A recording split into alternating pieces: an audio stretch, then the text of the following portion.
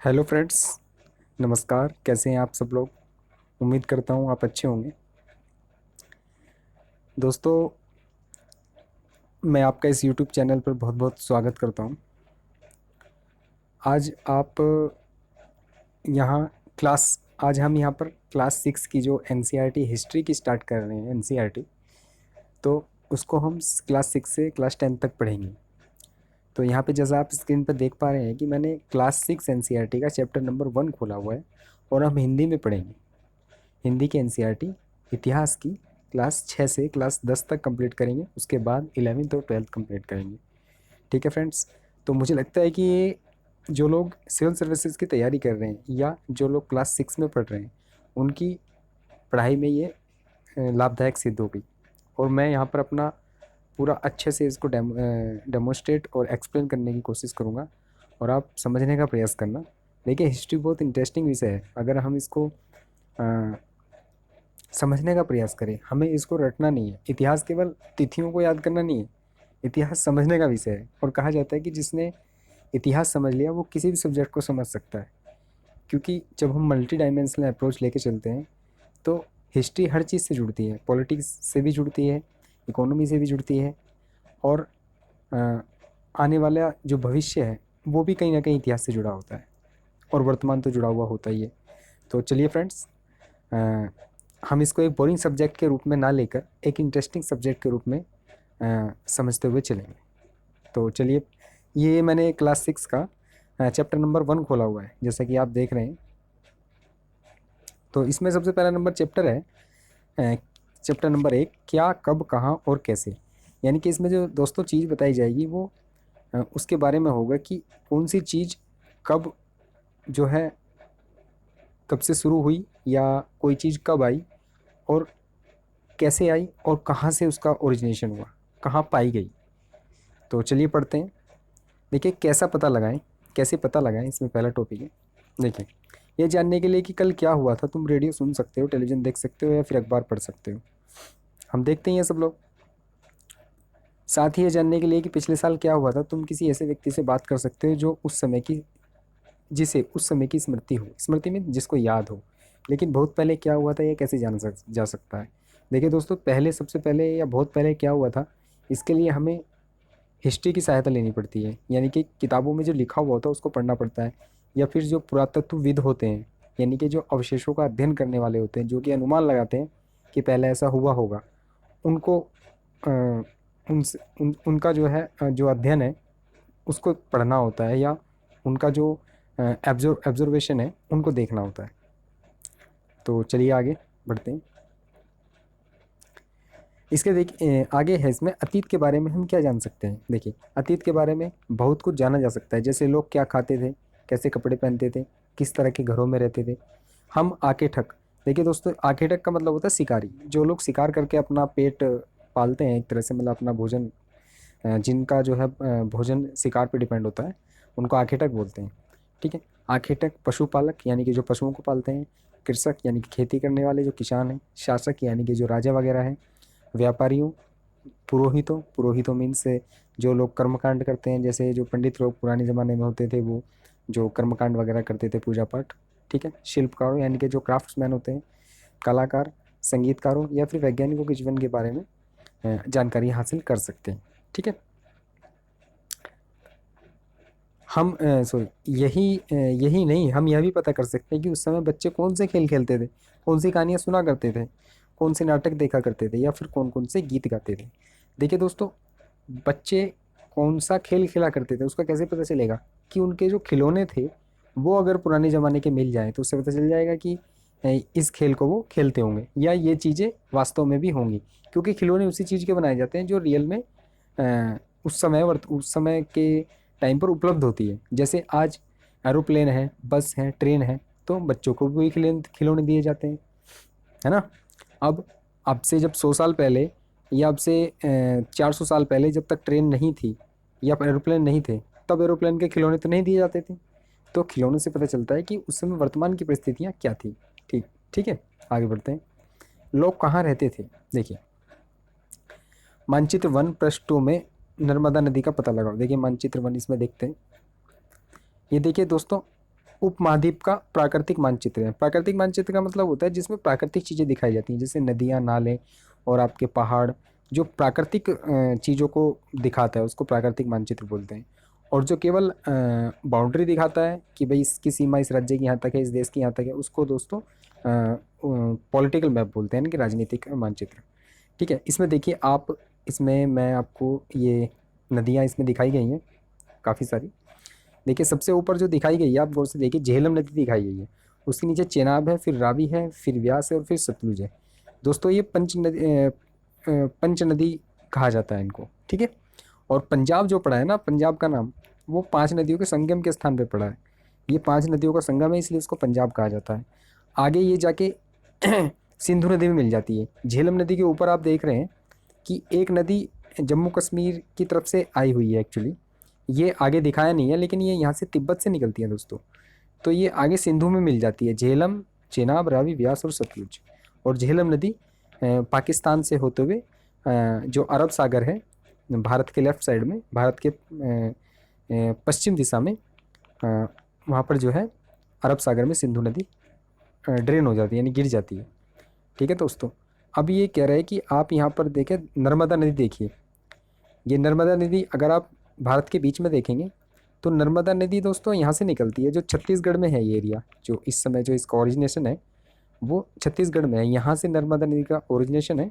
और ये भारत के पश्चिम दिशा में बहते हुए जो है ये आपके अरब सागर में गिरती है। ठीक है, गुजरात के पास वहाँ पे ये ड्रेन हो जाती है। और इसके नीचे दोस्तों एक ताप्ती नदी है। ठीक है, एक क्वेश्चन पूछा जाता है कि नर्मदा और ताप्ती नदी के बीच में कौन सी जो है पर्वत श्रेणी है, तो वो दोस्तों सतपुड़ा रेंज है। ठीक है, सतपुड़ा रेंज बोलते हैं इसको। चलिए आगे बढ़ते हैं। तो इसमें देखिए नर्मदा नदी का पता लगाओ। कई लाख वर्ष पहले से लोग इस नदी के तट पर रह रहे हैं। देखिए दोस्तों, जितनी भी सभ्यताएं उत्पन्न हुई है ना, वो किसी न किसी नदी के तट पर उत्पन्न हुई है। जैसे सिंधु घाटी सभ्यता, या नील नदी के किनारे के आसपास जो सभ्यता उसको नील सभ्यता कहा गया, जो नील नदी है ना, दुनिया की सबसे लंबी नदी नील है। तो क्योंकि इसका कारण था, क्योंकि कारण ये था कि नदियों के आसपास जो पानी था, मतलब नदियों में जो पानी था वो आसानी से उपलब्ध हो जाता था। तो उससे क्या है कि लोग खेती कर पाते थे, पशु पालते थे उससे, तो उनका एक तरह से लाइफ स्टाइल जो है चल जाता था। वो खुद भी खाना पीना खा लेते थे, पशुओं पे भी जो है पशुओं का भी काम चल जाता था, और उससे दूध, दही और आपका जो है मांस वगैरह उनकी पूर्ति होती रहती थी। तो एक उनका जो सामाजिक जीवन है वो आसानी से चल जाता था। इसलिए जितनी भी सभ्यता का विकास हुआ वो किसी न किसी नदी के किनारे हुआ। ठीक है दोस्तों, इसलिए आपने सुना होगा हड़प्पा सभ्यता या इंडस वैली सिविलाइजेशन उसको बोलते हैं। ठीक है, तो वो क्या हुआ, सिंधु नदी के आसपास उस सभ्यता का विकास हुआ। चलिए आगे बढ़ते हैं। कई लाख वर्ष पहले लोग इस नदी के तट पर रह रहे हैं, नर्मदा नदी की बात है। ठीक है, यहाँ रहने वाले लोग आरंभिक लोगों में से कुछ कुशल संग्राहक थे। कुशल संग्राहक मतलब जो वस्तुओं को इकट्ठा करके अपना काम चलाते थे। ठीक है, जो आसपास के जंगलों की विशाल संपदा से परिचित थे।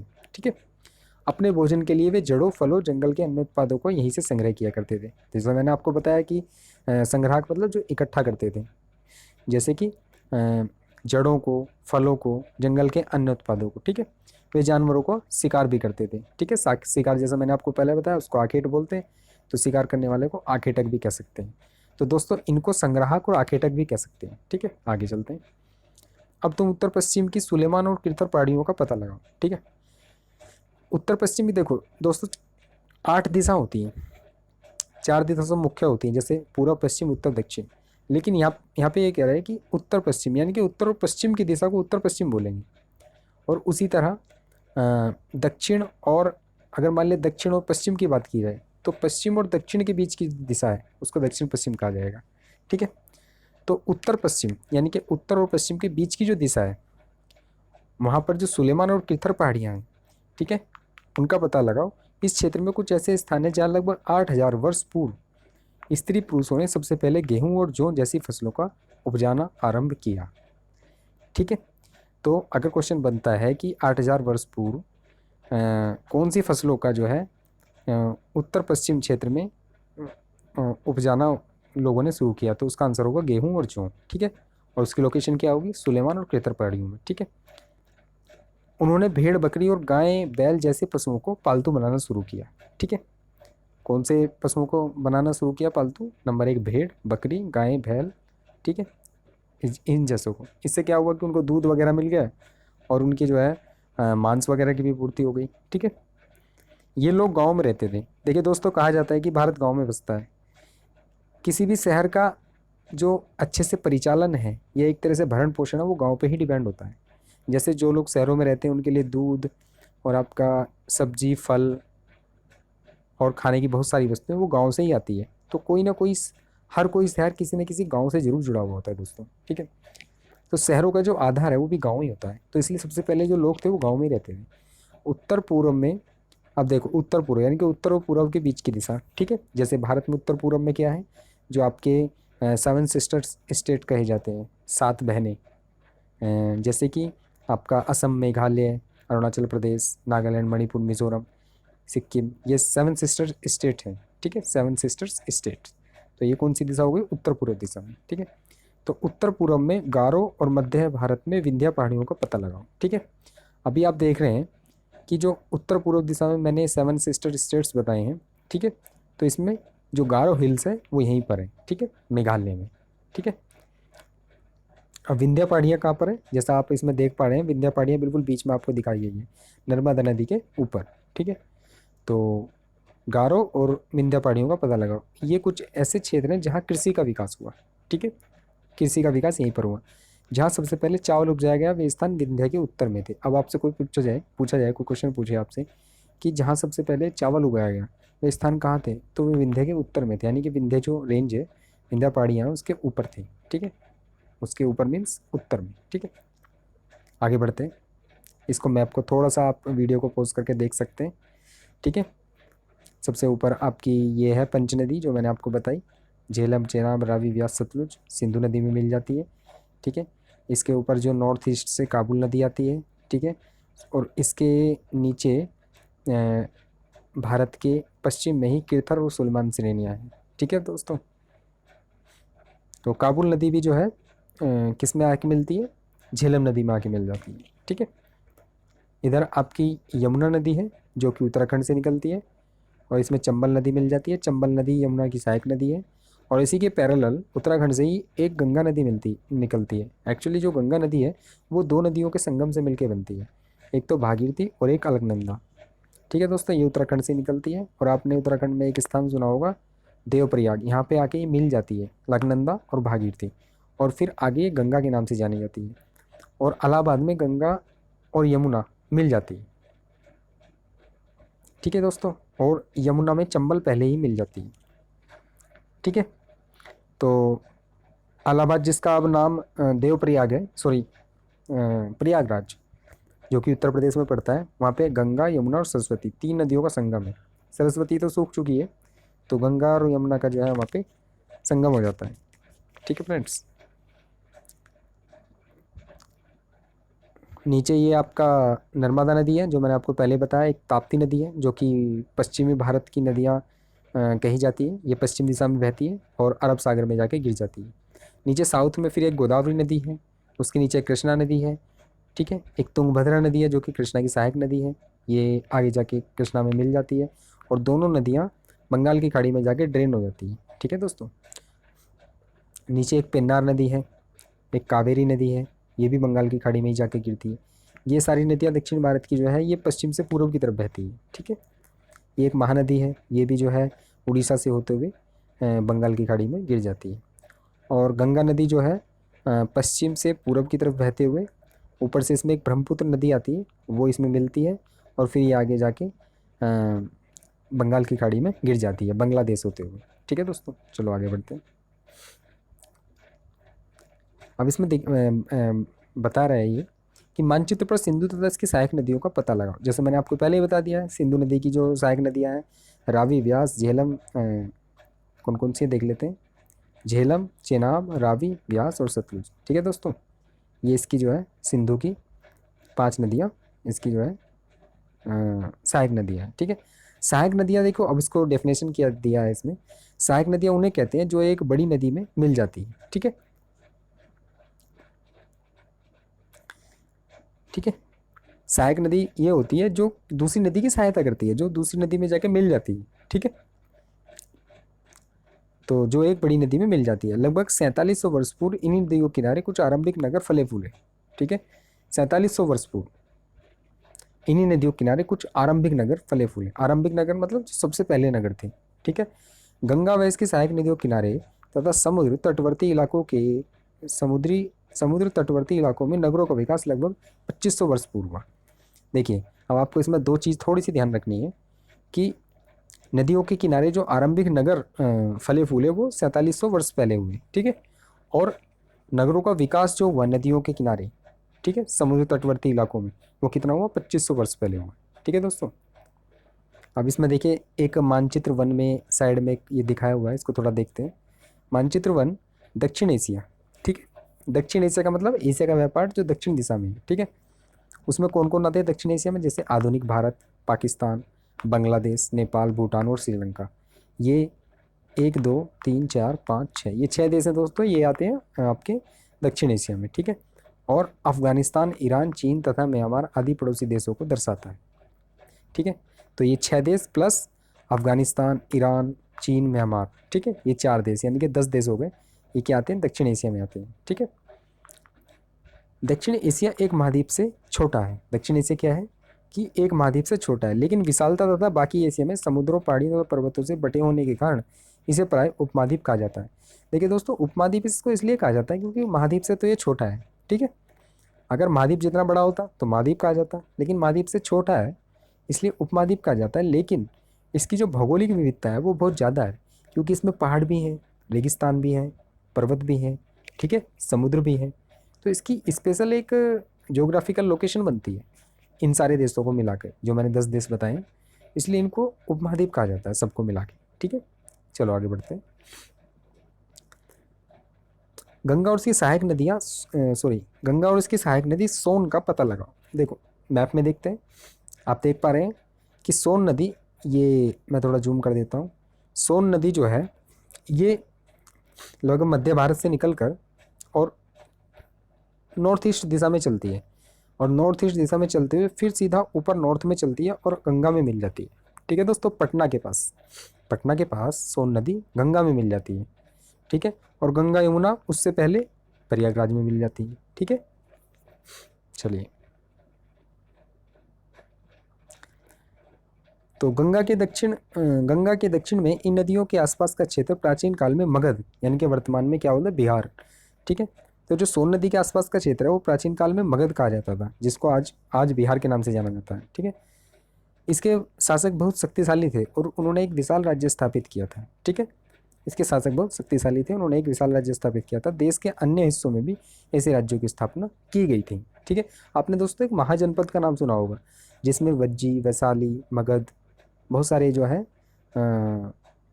आई थिंक 8 या 9 महाजनपद थे, तो ये उन्हीं की बात कर रहा है। ठीक है, आगे पढ़ेंगे उसको दोस्तों इसी बुक में। ठीक है, लोगों ने सदा उपमहाद्वीप के एक हिस्से से दूसरे हिस्से तक यात्रा की। ठीक है, कभी कभी हिमालय जैसे ऊंचे पर्वतों, पहाड़ियों, रेगिस्तान, नदियों तथा समुद्र के कारण यात्रा जोखिम भरी होती थी, फिर भी ये यात्रा उनके लिए असंभव नहीं थी। ठीक है, अतः कभी लोग काम की तलाश में, मतलब एम्प्लॉयमेंट की तलाश में, तो कभी प्राकृतिक आपदा के कारण मतलब ज़्यादा ठंड हो गई तो गर्म वाले स्थान पे चले गए, ज़्यादा गर्मी हो गई तो ठंड वाले स्थान पे चले गए। ठीक है, जैसे आपने सुना होगा कि जम्मू कश्मीर में भी पहले 2 राजधानियाँ हुआ करती थी।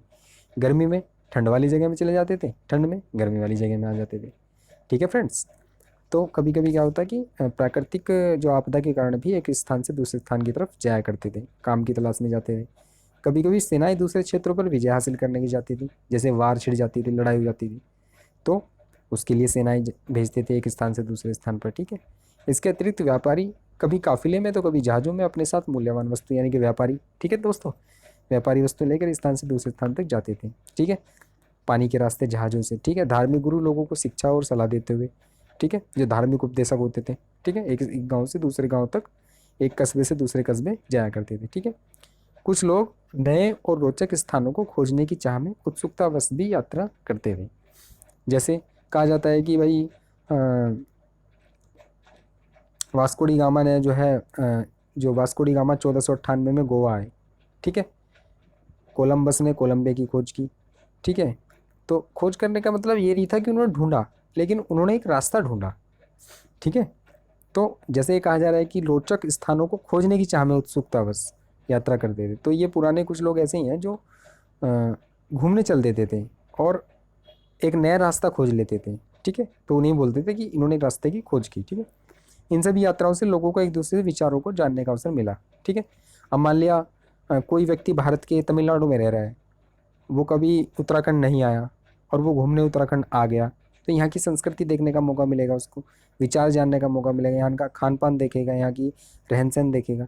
तो उससे क्या है कि एक व्यक्ति को डाइवर्सिटी जानने का मौका मिलता है। ठीक है दोस्तों, चलो आगे बढ़ते हैं। आज लोग यात्राएं क्यों करते हैं?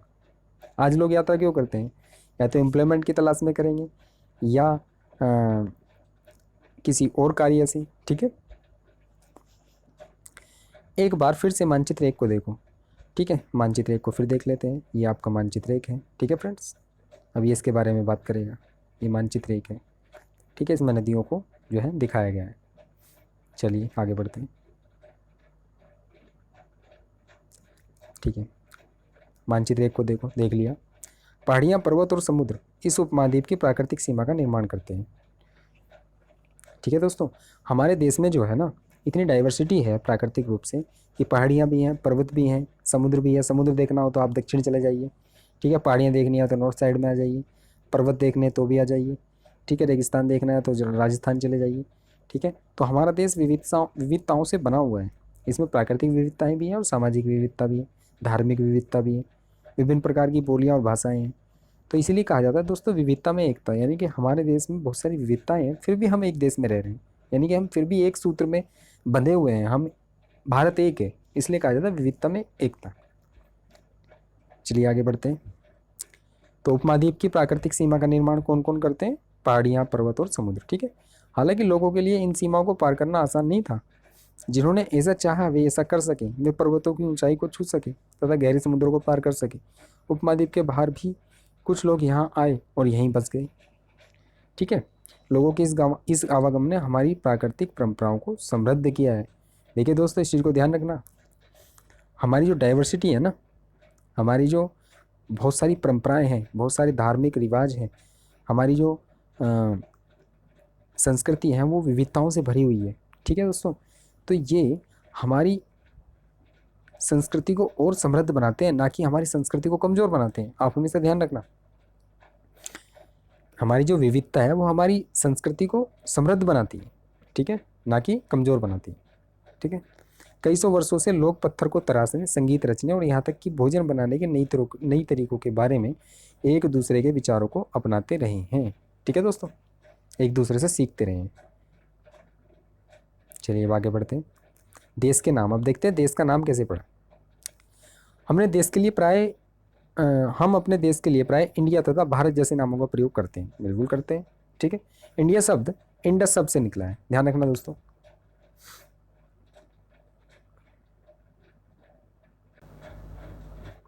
तो चलिए फ्रेंड्स आगे बढ़ते हैं। ये देखिए दिखाया गया है कि देश के नाम। अब देखते हैं कि हमारे देश का नाम जो है वो भारत कैसे पड़ा। इसमें देखिए, अपने देश के लिए हम प्राय इंडिया शब्द का प्रयोग इंडिया तथा भारत जैसे नामों का प्रयोग करते हैं। ठीक है, इंग्लिश में हम इंडिया बोलते हैं, और इंग्लिश में इंडिया बोलते हैं, और हिंदी में भारत कहते हैं। ठीक है दोस्तों, तो चलिए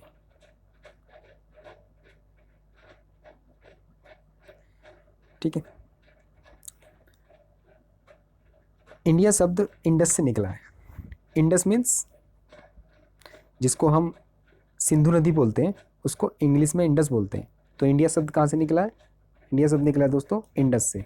ठीक है, इंडिया शब्द कहाँ से निकला है? इंडस से।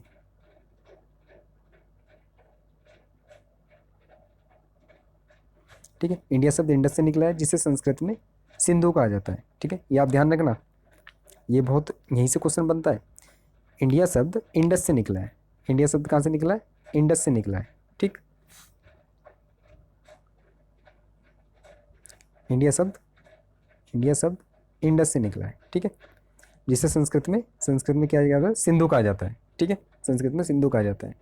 ठीक है दोस्तों, चलिए अपने एटलस में ईरान और यूनान का पता लगाओ। ठीक है, लगभग 2500 वर्ष पूर्व, देखिए ईरान और यूनान जो है ना, वो हमारे देश से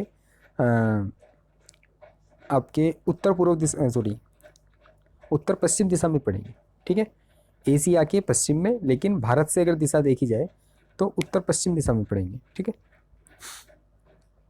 तो ईरान और यूनान का पता लगाओ, ठीक है। लगभग 2500 वर्ष पूर्व उत्तर पश्चिम की ओर से आने वाले ईरानियों और यूनानियों, ठीक है, ईरान से आने वाले लोग ईरानी, यूनान से आने वाले यूनानी ने सिंधु को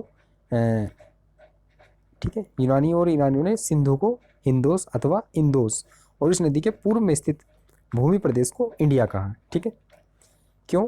क्यों इसलिए कहा क्योंकि वो लोग सैको है प्रोनाउंस करते थे, ठीक है, सैको वो लोग है बोलते थे, ठीक है। तो जो ईरानी और यूनानी ने सिंधु को हिंदोस कहा या इंदोस कहा और इस नदी के जो है पूर्व में, यानी कि भारत में, इस नदी के पूर्व में कौन सा देश था? भारत, ठीक है, स्थित भूमि प्रदेश को इंडिया कहा, ठीक है।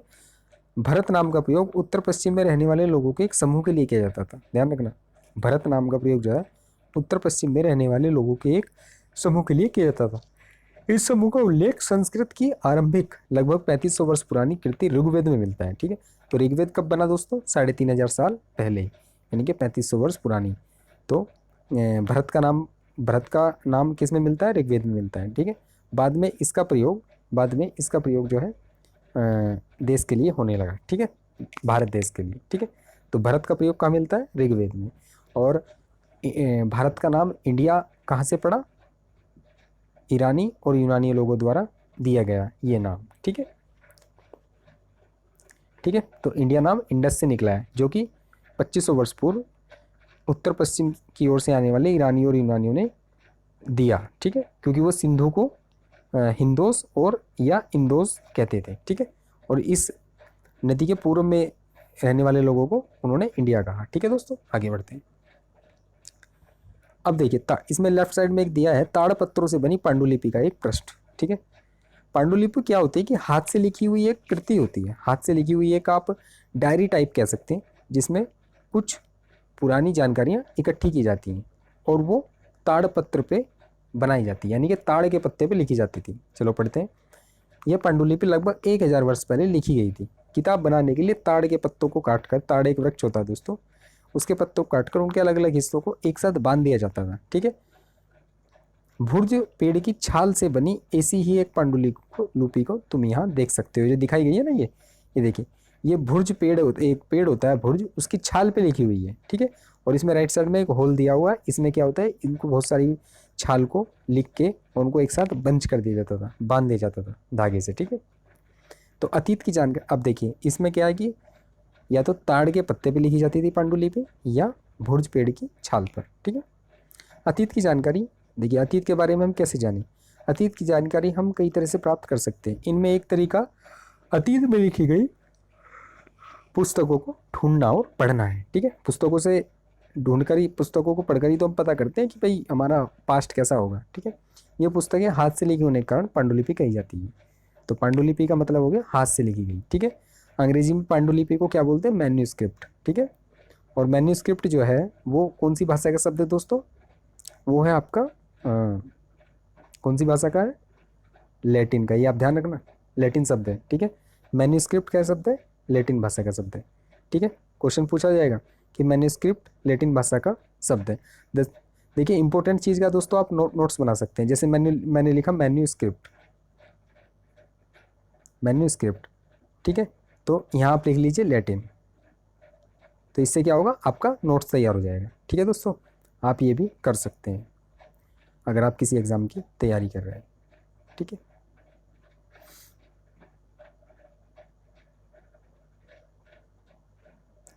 चलिए आगे बढ़ते हैं।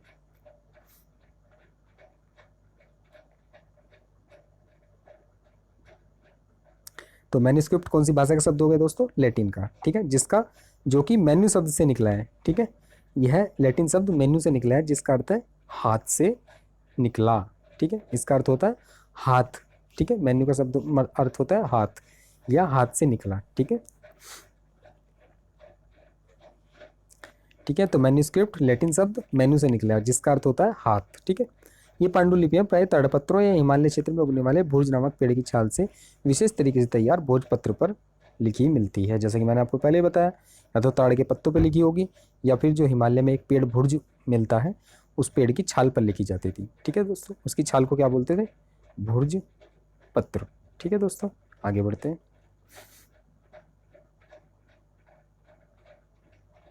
चलिए, इतने वर्षों में हाँ ठीक है, इतने वर्षों में इनमें से कई पांडुलिपियों को कीड़ों ने खा लिया। ठीक है, अब जब पुराने हो जाएंगे तो कीट पतंगे खा जाते हैं उनको, कीड़े खा जाते हैं। ठीक है, जैसे लकड़ी में कीड़ा लग जाता है।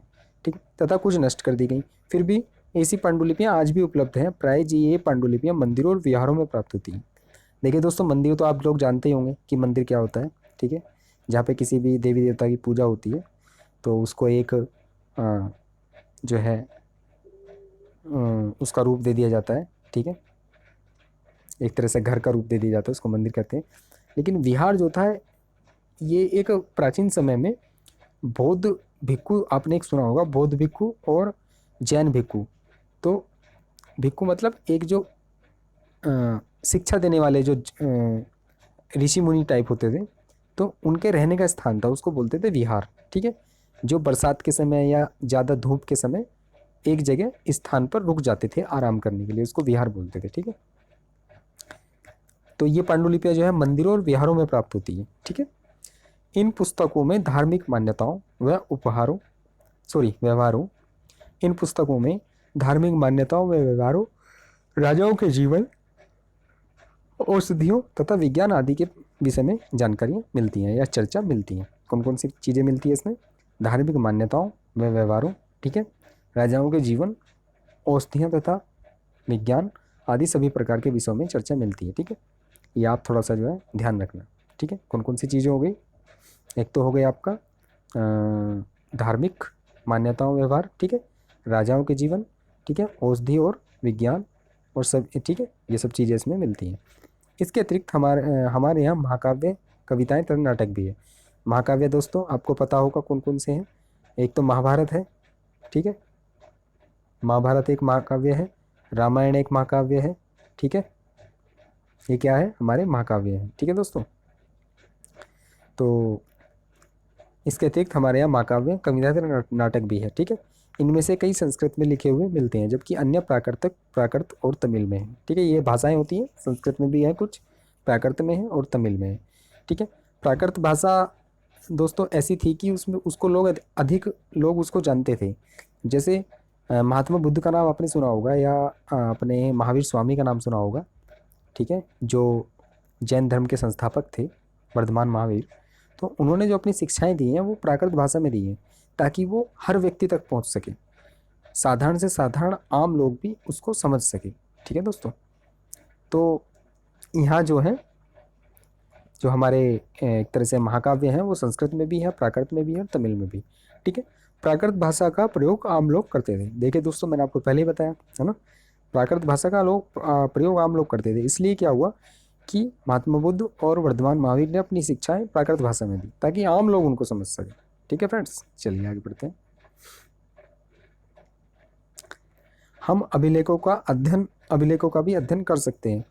अभिलेख क्या होते हैं कि पत्थर या धातु जैसी अपेक्षाकृत कठोर सतहों पर उत्कीर्ण किए जाते हैं। ठीक है दोस्तों, ध्यान रखना आप, जो अभिलेख होते हैं, अभिलेख क्या है कि जैसे आपका पत्थर हो गया, ठीक है, पत्थर हो गया, या धातु जैसी जो है अपेक्षाकृत कठोर सतहों पर उत्कीर्ण किए जाते हैं। ठीक है, कठोर सतहों पर, ठीक है, किए मिलते हैं। ठीक है, कभी कभी शासक और अन्य लोग अपने आदेशों को इस तरह उत्कीर्ण करवाते थे ताकि लोग उन्हें देख सके, पढ़ सके तथा उनका पालन कर सके। ठीक है, कुछ अन्य प्रकार के अभिलेख भी मिलते हैं, जिनमें राजाओं तथा रानियों सहित अन्य स्त्री पुरुषों ने भी अपने कार्यों के विवरण उत्कीर्ण करवाए हैं। ध्यान रखना, राजा रानी और अन्य स्त्री पुरुषों ने भी अपने कार्यों के विवरण उत्कीर्ण करवाए हैं। ठीक है फ्रेंड्स, उदाहरण के लिए जैसे शासक लड़ाइयों में अर्जित विजयों का लेखा जोखा रखते थे, तो वो क्या करते थे? एक अभिलेख बनवा देते थे। ठीक है, अभिलेख क्या है कि या तो कठोर सतह पे बनाया जाएगा, जैसे पत्थर पर या किसी धातु पर। ठीक है, लिख दिया जाता है इसको। ठीक है, अब देखिए इसमें एक राइट साइड में एक बॉक्स दिया हुआ है। लगभग 2250 वर्ष पुराना यह अभिलेख वर्तमान अफगानिस्तान के कंधार से प्राप्त हुआ है। ठीक है, कंधार जो है आज अफगानिस्तान में है फ्रेंड्स। यहाँ पे एक अभिलेख प्राप्त हुआ है जो कि आपको दिख रहा है सामने स्क्रीन पे। ठीक है, यह अभिलेख अशोक नामक शासक के आदेश पर उत्कीर्ण करवाया गया। ठीक है, अशोक अशोक महान जिसको आप कहते हैं, सम्राट अशोक, ठीक है, उन्होंने अभिलेख अपना एक अभिलेख बनवाया। ठीक है, इस शासक के विषय में तुम अध्याय 8 में पढ़ोगे। ठीक है, अध्याय 8 में इनके बारे में हम आगे पढ़ेंगे। जब हम कुछ लिखते हैं तब हम किसी लिपि का प्रयोग करते हैं। ठीक है, लिपि क्या होती है फ्रेंड्स, कि लिपि किसी भाषा को लिखने का तरीका होता है। ठीक है, जैसे हिंदी की लिपि क्या है, देवनागरी लिपि है। पंजाबी की लिपि क्या है, गुरुमुख है। ठीक है दोस्तों, इस तरह से किसी भी भाषा को लिखने का तरीका जो होता है वो लिपि कहलाता है। तो तब हम किसी लिपि का प्रयोग करते हैं। लिपियाँ अक्षर अथवा संकेतों से बनी होती हैं। ठीक है दोस्तों, क्योंकि अक्षर जैसे ए है, हिंदी में अलग तरीके से लिखा जाएगा, बंगला में अलग, तमिल में अलग। ठीक है, तो उनकी लिपि अलग हो गई। ठीक है, तो लिपि क्या है, अक्षरों अथवा संकेतों से बनी होती है। जब जब हम कुछ बोलते अथवा पढ़ते हैं तब हम एक भाषा का प्रयोग करते हैं। यह अभिलेख इस क्षेत्र में प्रयुक्त होने वाली यूनानी तथा अराइमेक नामक दो लिपियों तथा भाषाओं में। ठीक है, यह अभिलेख कैसा है, यूनानी में है और अराइमेक नामक दो भिन्न लिपियों तथा भाषाओं में। ठीक है, चलिए आगे बढ़ते हैं। इसके अतिरिक्त अन्य कई वस्तुएं अतीत में बनी और प्रयोग में लाई जाती थी। ठीक है, ऐसी वस्तुओं का अध्ययन करने वाला व्यक्ति पुरातत्वविद कहलाता है। अगर आपसे कोई पूछे पुरातत्वविद कौन है, तो ऐसी पुरानी वस्तुएं जो प्राचीन समय में यूज की जाती थी और अब उनके अवशेष मिले हैं या वो वस्तु मिली है, उसको बोलते हैं पुरातत्व। ठीक है दोस्तों, और जो उन वस्तुओं का अध्ययन करता है उसको बोलते हैं पुरातत्वविद। ठीक है, तो ये क्या करते हैं, जैसे पत्थर और ईंट से बनी इमारत के अवशेष, चित्रों और मूर्तियों का अध्ययन करते हैं। ठीक है, कोई पुरानी अवशेष मिल गया, ईंट और पत्थर से बनी इमारत मिल गई। ठीक है, उसका अवशेष मिल गया, अवशेष मतलब बचा हुआ भाग। कोई चित्र और मूर्तियां मिल गई, तो उनका अध्ययन कौन करता है, पुरातत्वविद। ठीक है, वे औजारों, हथियारों, बर्तनों, आभूषणों, ठीक है, तथा सिक्कों की प्राप्ति के लिए छानबीन तथा खुदाई भी करते हैं। ठीक है, क्योंकि पुरानी चीज़ में कौन कौन सी मिल सकती हैं, औजार मिल सकते हैं, हथियार मिल सकते हैं, बर्तन, आभूषण। ठीक है दोस्तों, जैसे कि आपको दिखाई दे रहा है, ये एक मटका टाइप जो मिट्टी का बना हुआ है, ये भी एक पुराना अवशेष है। तो इनका अध्ययन करके जो इतिहास का पता लगाएगा उसको पुरातत्वविद कहेंगे। ठीक है, तो सिक्कों की, कोई सिक्का है उसकी प्राप्ति हो गई, तो उसको भी जो है पुरातत्वविद उसको जानने का प्रयास करते हैं, कितना पुराना है, क्या इसका प्रयोग होता होगा। ठीक है ना, तो इन सब से पुरातत्वविद जो है पता लगाते हैं इतिहास के बारे में। तो सिक्कों तथा प्राप्ति की छानबीन तथा ये खुदाई भी करते हैं। ठीक है, आपने सुना होगा कि ये चीज़ खुदाई में मिल गई है ना। इनमें से कुछ वस्तुएं पत्थर, पकी मिट्टी तथा कुछ धातु की बनी हो सकती हैं। ऐसे तत्व कठोर तथा जल्दी नष्ट न होने वाले होते हैं, क्योंकि लंबे समय में वही बचेगा जो कि कठोर होगा और जल्दी समय में नष्ट नहीं होगा। ठीक है, अब देखिए यहाँ पे ये दिखाया है बाएं साइड में, एक प्राचीन नगर से प्राप्त पात्र, ये बर्तन है दोस्तों। ठीक है, इस तरह के पात्रों का प्रयोग 4700 वर्ष पूर्व होता था। ठीक है, 4700 वर्ष पूर्व ऐसे बर्तनों का प्रयोग होता था। अब दाएं स्थान पे क्या है, एक पुराना चांदी का सिक्का दिखाया है राइट साइड में। ठीक है, चांदी का सिक्का, ये चांदी का सिक्का दिखाया है। ठीक है, चांदी का सिक्का, इस तरह के सिक्कों का प्रयोग लगभग 2500 वर्ष पूर्व। देखिए चांदी के सिक्के, इसका मतलब बाद में आए, पहले कौन सा आया, पहले बर्तन आया। बर्तन कितने साल है, 4700 वर्ष पूर्व। ठीक है, 4700 ईयर एगो। ठीक है, और ये जो है आपके जो सिक्के हैं ये 2500 वर्ष पूर्व है। ठीक है, 2500 वर्ष पूर्व। हमारे द्वारा आज प्रयोग में आने वाले सिक्कों में यह सिक्का कैसे भिन्न है। देखिए सिक्का आज के प्रयोग में कई तरह से भिन्न है। एक तो इस पर जो लिपि है ये रीडेबल नहीं है। ठीक है, दूसरा ये चकोर है, आज के सिक्के गोल होते हैं। दूसरा धातु अलग हो सकती है। ठीक है, कई तरह से ये अलग है। ठीक है फ्रेंड्स, चलिए आगे बढ़ते हैं।